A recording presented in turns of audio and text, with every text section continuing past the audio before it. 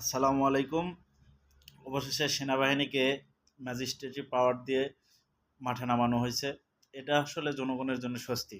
এর কারণ হচ্ছে দেশের সারা দেশের পুলিশ এখনো ভীত সন্ত্রস্ত। বিডিআর তো সীমান্তে আছে, তারপরে কোস্টগার্ড তারাও হচ্ছে সাগরে আছে, এবং আনসার বাহিনীও ভঙ্গুর অবস্থায় আছে। এক কথায় সে সারা বাংলাদেশের হচ্ছে প্রশাসনিক যে অবস্থা, সেই অবস্থাটা আসলেই আপনার হচ্ছে খুব ভঙ্গুর অবস্থায় আছে। মানসিকভাবে পুলিশ প্রশাসন বিধ্বস্ত। প্রত্যেকটা থানায় প্রায় আগুন জ্বালাও, সন্ত্রাস করার পরে পুলিশের ভিতরে যে একটা আতঙ্ক, মানুষ যে পুলিশের বন্ধু বা এই পুলিশ আর হচ্ছে জনগণের সাথে যে মনে করে যে একটা সংযোগ স্থাপন, এই জিনিসটা এখন পর্যন্ত আসলে হয়ে ওঠে নাই। পুলিশ কার্যক্রম শুরু করছে, কিন্তু আসলে সেটা সারা বাংলাদেশে সেভাবে আসলে প্রভাব ফেলাইতে পারেনি। কারণ এই যে গার্মেন্টসে এর হচ্ছে একটা অকারেন্স হয়ে আছে অলরেডি। ব্যবসায়ীরা অনেক তো আলোচনা করে যাচ্ছে উপদেষ্টা মণ্ডলীর সাথে। তো এই জায়গাতে আসলে আইন শৃঙ্খলা পরিস্থিতি বাংলাদেশের এর কিছু কিছু জায়গায় ঠিক হলেও ধরেন যে আইন শৃঙ্খলা পরিস্থিতি টোটালি অবনতি।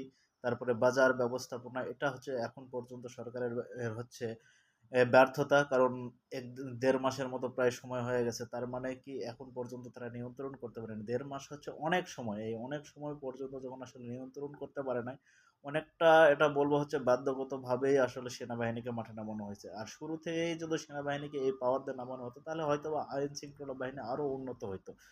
কিন্তু সেটা আসলে হয় নাই। কিন্তু আসলে পরবর্তীতে হলেও ও আসলে বুঝে আসছে সেনাবাহিনীকে মাঠে নামানো ছাড়া আসলে কোনো বিকল্প ছিল না। তো অন্ততপক্ষে সেনাবাহিনীকে নামে সাধারণ জনগণ যারা আছে তাদের মধ্যে একটা স্বস্তির বাতাস বইতেছে। যাক, সেনাবাহিনী নামছে, ম্যাজিস্ট্রেটি পাওয়ার নেই। তো এই জায়গায় সাধারণ মানুষ যারা আছে, আমরা যারা সাধারণ মানুষ, তাদের জন্য আসলে এটা আসলে স্বস্তির খবর। কারণ যতদিন সে আইন শৃঙ্খলা বাহিনী টোটালি হচ্ছে কাজ শুরু করতে না পারবে, ততদিন হচ্ছে সেনাবাহিনী এইভাবে মাঠে থাকলে আইন শৃঙ্খলা মানে দুষ্কৃতিকারী যারা আছে তারা আইনের প্রতি অনেকটা শ্রদ্ধাশীল তো হবে না তারা, কিন্তু তারপরে একটা ভয়, এই ভয়ের কারণে দেখা যাবে যে আসলে অনেকটা শান্ত শিষ্ট পরিবেশ বিরাজ করতেছে।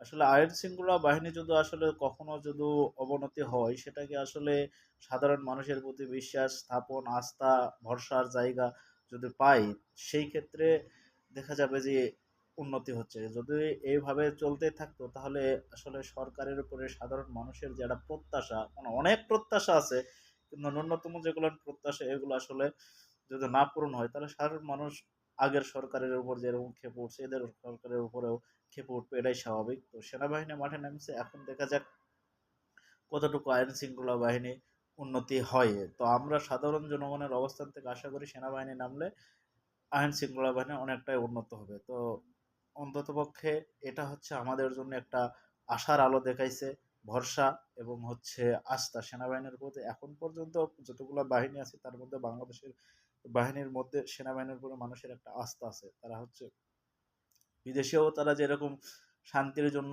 আস্থা অর্জন করেছে, মানুষের বৈশ্বিক সমর্থন অর্জন করছে, ইনশাল্লাহ বাংলাদেশের মানুষেরও সমর্থন অর্জন করবে এবং হচ্ছে আইন শৃঙ্খলা বাহিনী খুব দ্রুতই উন্নত হবে।